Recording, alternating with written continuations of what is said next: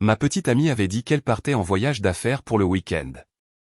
2 jours plus tard, mon amie a eu une urgence familiale et j'ai fini par faire la dernière livraison Uber Eats de sa tournée pour lui.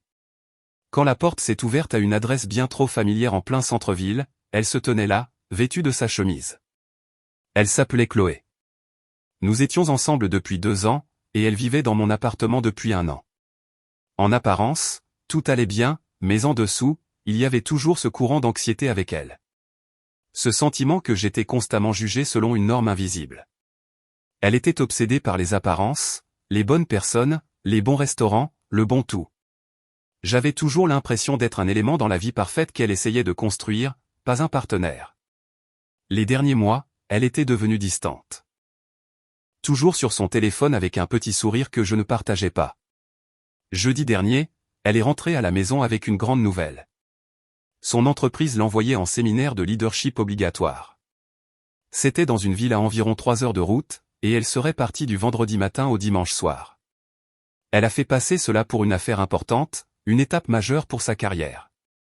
Elle m'a montré la brochure du centre de conférence, un endroit chic avec des terrains de golf et un spa. Tout semblait légitime. Alors, j'ai joué le petit ami compréhensif. Je l'ai aidé à faire sa valise, lui ai dit de passer un bon moment, et l'ai embrassé pour lui dire au revoir le vendredi matin alors qu'elle sortait sa valise. L'appartement est devenu silencieux et vide après son départ. J'avais un étrange pressentiment, un faible bourdonnement de suspicion que je ne pouvais pas tout à fait identifier, mais je me suis dit que j'étais juste paranoïaque. Je n'avais aucune raison de ne pas lui faire confiance, n'est-ce pas? J'ai passé le vendredi soir à me détendre, à regarder un film, à profiter de l'espace. Le samedi, j'essayais de savoir quoi faire de moi-même quand mon meilleur ami, David, a appelé.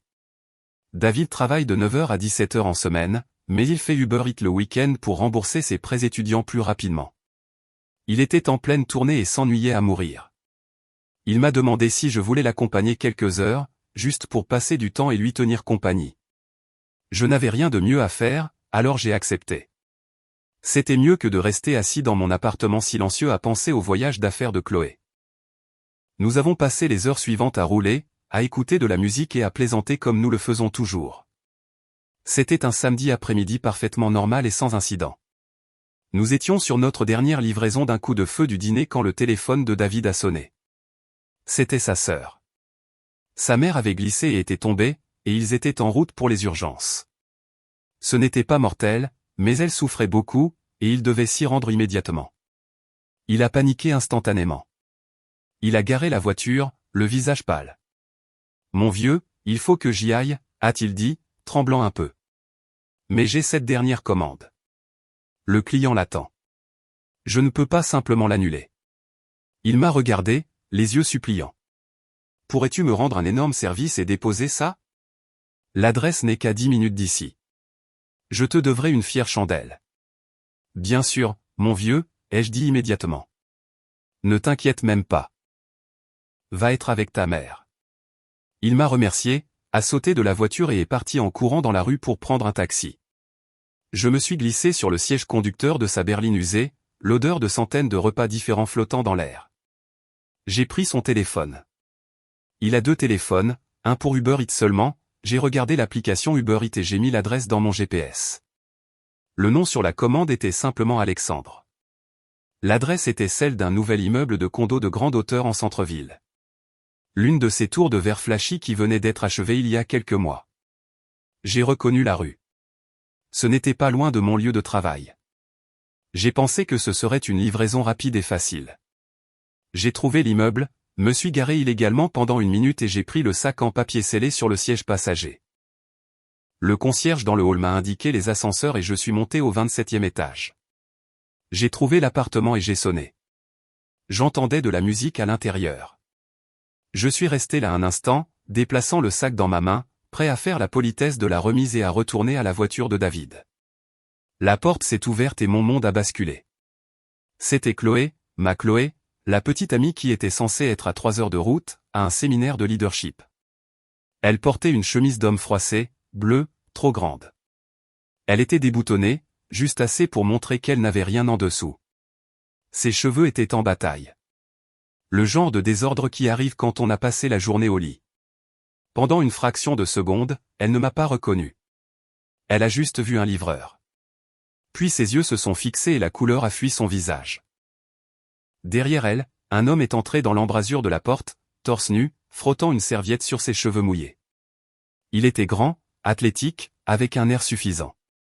Je l'avais déjà vu 1 ou 2 fois sur des photos qu'elle m'avait montrées. C'était Alexandre, son ami d'université. Celui qu'elle avait toujours décrit comme étant comme un frère pour elle. Celui que j'avais rencontré brièvement lors d'une fête il y a 1 an et que j'avais instantanément détesté. Il a à peine reconnu mon existence. Nous nous sommes tenus tous les 3 figés dans un triangle de choc et de trahison, mais le choc de Chloé s'est d'abord transformé en autre chose, quelque chose de laid. Son visage s'est tordu, non pas de culpabilité, mais de dégoût. Pour moi. « Qu'est-ce que tu fais ici ?» a-t-elle sifflé. « Pourquoi tu fais des livraisons Uber Eats ? J'ai tellement honte de toi. » Et juste comme ça, quelque chose s'est brisé en moi. La douleur, la confusion, tout a brûlé dans un éclair de rage incandescente. J'ai regardé d'elle, vêtue de la chemise d'un autre homme, au sac dans ma main, au mec suffisant, à moitié nu, debout derrière elle. Honte de moi. J'ai laissé tomber le sac de nourriture. Il a heurté le sol de marbre du couloir avec un bruit mouillé. Honte de moi. J'ai rugi, laissant ma voix résonner dans le couloir silencieux. Tu es censé être à une conférence d'affaires, espèce de menteuse, de tricheuse, d'ordure. Alexandre, le frère, a finalement parlé, s'avançant. Ouah, mec. Qui es-tu, a-t-il dit, posant une main protectrice sur le bras de Chloé. J'ai ri, un son dur et sans humour. Je suis son petit ami. Le gars avec qui elle vit dans l'appartement dont tu as probablement entendu parler. Qui es-tu, toi ? L'expression suffisante d'Alexandre s'est dissoute en confusion. Il a regardé Chloé, sa prise sur son bras se resserrant. Petit ami ? De quoi parle-t-il ? Tu m'as dit que tu avais rompu avec ton ex il y a des mois. Tu as dit que c'était un psychopathe qui ne te laissait pas tranquille. Il m'a regardé, une lueur de reconnaissance dans ses yeux. Attends, tu es Julien ? Elle m'a dit que tu la harcelais. Le monde a cessé de tourner et s'est mis au point, brutalement. Les mensonges étaient plus profonds que je n'aurais pu l'imaginer. Je n'étais pas seulement le petit ami naïf. J'étais l'ex-harceleur fou dans l'histoire qu'elle lui racontait. J'ai fait un pas vers eux. Alors, je suis l'ex-fou maintenant, ai-je dit, en gardant ma voix basse pour qu'il sache que je parlais sérieusement. Est-ce ce que tu pensais quand tu as utilisé ma carte de crédit pour réserver ton vol pour cette conférence ? Est-ce ce que tu pensais quand tu m'as dit que tu m'aimais avant de partir ? Chloé a commencé à balbutier, ses yeux allant de l'un à l'autre. Ce n'est pas. Ce n'est pas ce que ça a l'air. Oh, ça a exactement l'air de ce que c'est, a crié Alexandre, se tournant vers elle. Lui aussi était trahi. Et sa colère était aussi brute que la mienne. Tu te moques de moi depuis tout ce temps, tu utilises mon appartement, tu me dis que tu es célibataire, tu me laisses croire que nous commencions quelque chose de réel, tout en ayant un petit ami qui vit avec toi. Qu'est-ce qui ne va pas chez toi ? Elle a commencé à pleurer alors, la défense classique. J'étais confuse, a-t-elle sangloté, regardant de moi à lui. Je ne savais pas quoi faire. Je vous aime tous les deux. Tu n'aimes personne d'autre que toi-même, ai-je craché. Je n'avais jamais ressenti un tel niveau de dégoût pour un autre être humain de toute ma vie. La confrontation fut désordonnée, bruyante et brutalement publique dans ce couloir d'appartement stérile. Les portes des voisins s'ouvraient probablement à mesure que nos voisins écoutaient. Je m'en fichais. Finalement, ses larmes se sont taries, remplacées par une panique désespérée. Elle nous a regardés tous les deux, le visage strié de mascara. Où suis-je censé aller maintenant, a-t-elle gémi, la question ultime d'une personne qui n'a plus d'option et s'attend à ce que quelqu'un d'autre lui en propose une nouvelle.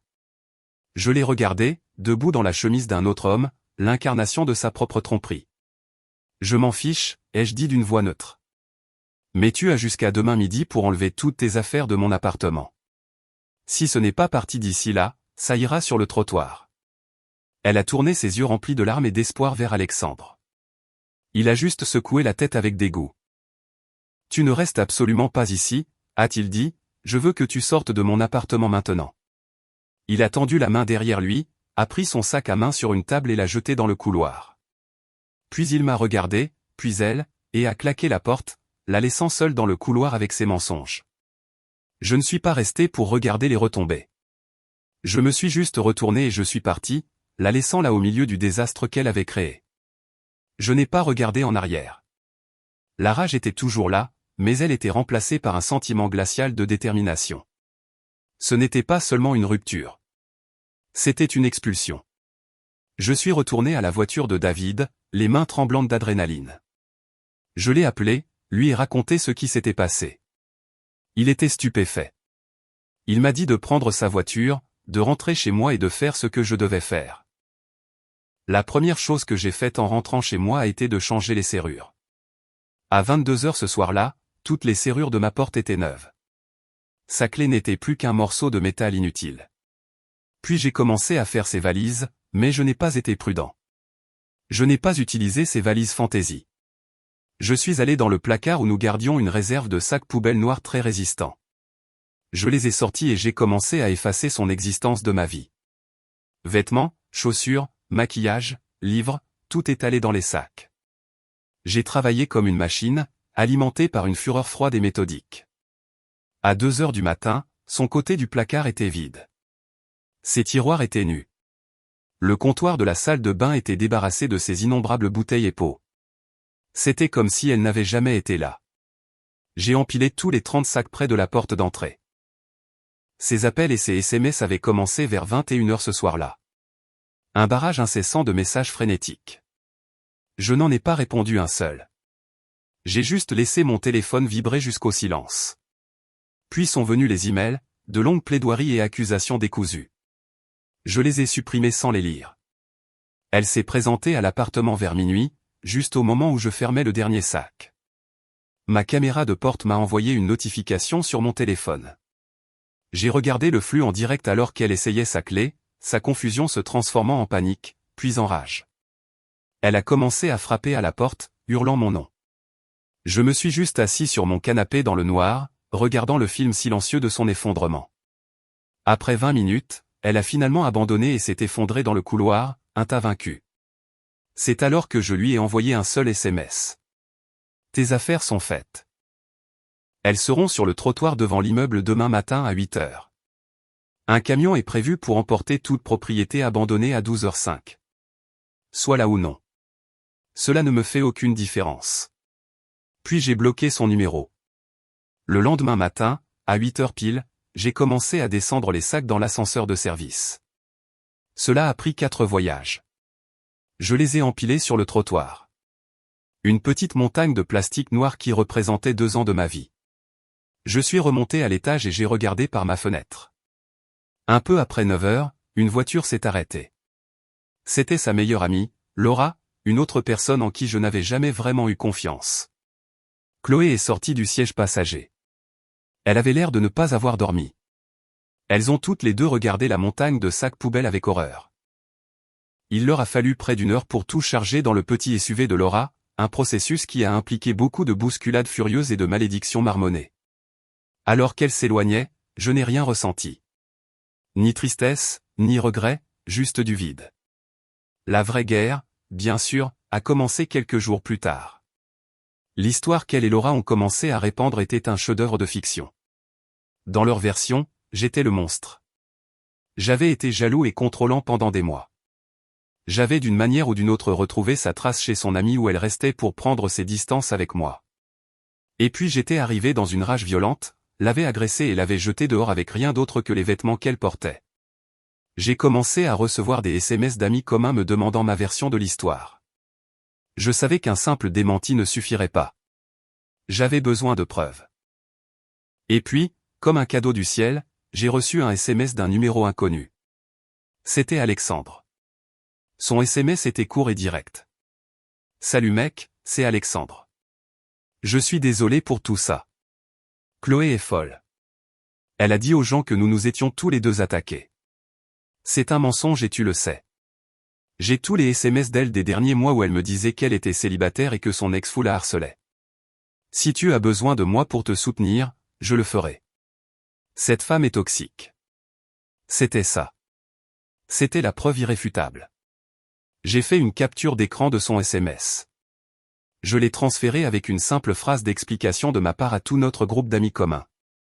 Pour tous ceux qui ont entendu l'histoire de Chloé, voici ce que le gars avec qui elle était dit de sa propre bouche. Elle a menti à tout le monde. La dynamique sociale a changé presque instantanément. Les questions ont cessé. Les accusations se sont transformées en messages de soutien pour moi. La campagne de diffamation de Chloé avait été torpillée par la seule personne dont elle avait besoin pour corroborer son histoire. Mais elle n'avait pas fini. Sa famille s'en est mêlée. Sa mère m'a appelé en hurlant que j'avais abandonné sa fille en période de besoin. Je l'ai écoutée pendant environ 30 secondes avant de la couper. Je n'ai pas crié, je l'ai juste laissé entendre la glace dans mes mots. Votre fille est une menteuse et une tricheuse. Elle a de la chance que tout ce que j'ai fait, c'est de jeter ses affaires sur le trottoir. Vous devriez être plus préoccupé par le caractère de la personne que vous avez élevée. Ne me rappelez plus. J'ai raccroché. Le lendemain, j'ai reçu un message vocal de son père. C'était décousu, en colère et vaguement menaçant. Il disait des choses comme « Vous le regretterez, et vous ne savez pas à qui vous vous attaquez ». Je ne me suis pas senti menacé. Je me suis juste senti fatigué de tout cela. J'ai sauvegardé le message vocal. Le dernier acte de son désespoir est arrivé une semaine plus tard. Je télétravaille 2 jours par semaine, et j'avais une énorme échéance de projet avec un client majeur. La veille de l'échéance, mon internet est tombé en panne, juste mort. J'ai réinitialisé le routeur, vérifié les câbles, rien. J'ai appelé mon fournisseur d'accès Internet et après 45 minutes d'attente, ils m'ont dit quelque chose qui m'a glacé le sang. Il n'y avait pas de panne dans ma région. Mon service avait été annulé cet après-midi-là. Quand j'ai demandé qui avait autorisé l'annulation, ils m'ont dit que cela avait été fait en ligne en utilisant les informations de sécurité du titulaire du compte. Des informations de sécurité que Chloé, en tant qu'utilisateur autorisé sur mon compte, connaissait. J'avais changé tous les mots de passe principaux, mais j'avais oublié le stupide compte Internet. Elle l'avait fait exprès, un acte de sabotage calculé pour nuire à mon travail. J'ai réussi à terminer mon projet en utilisant mon téléphone comme point d'accès, mais j'étais furieux. Cela avait franchi une ligne, passant d'une rupture désordonnée à un harcèlement actif. Je savais où elle logeait. Une amie avait mentionné qu'elle était sur le canapé de Laura. Le lendemain matin, j'y suis allé. J'ai frappé à la porte jusqu'à ce que Laura l'ouvre, l'air surprise. Chloé se tenait derrière elle, avec un air de satisfaction suffisante sur son visage qui a rapidement disparu quand elle a vu le mien. J'étais tellement en colère que je tremblais. Ça s'arrête maintenant, ai-je dit.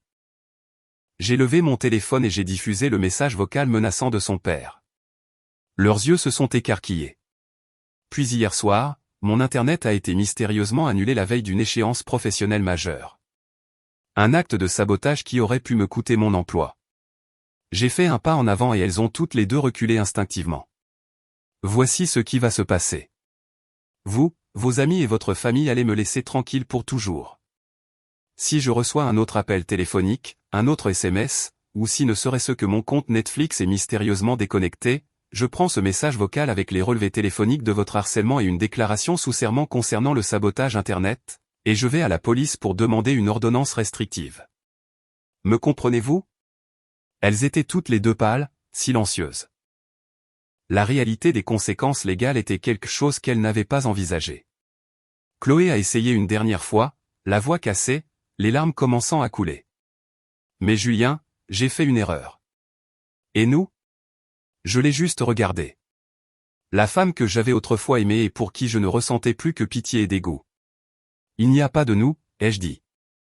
Tu as anéanti cette idée quand tu as fait tes valises pour un faux voyage d'affaires. Je me suis retourné et je suis parti sans un mot. Je suis monté dans ma voiture et je suis rentré chez moi. J'ai bloqué son numéro, le numéro de Laura, et les numéros de ses parents.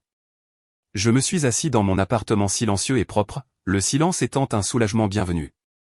Je me suis servi un verre et j'ai supprimé toutes les photos que j'avais d'elle. C'était enfin fini.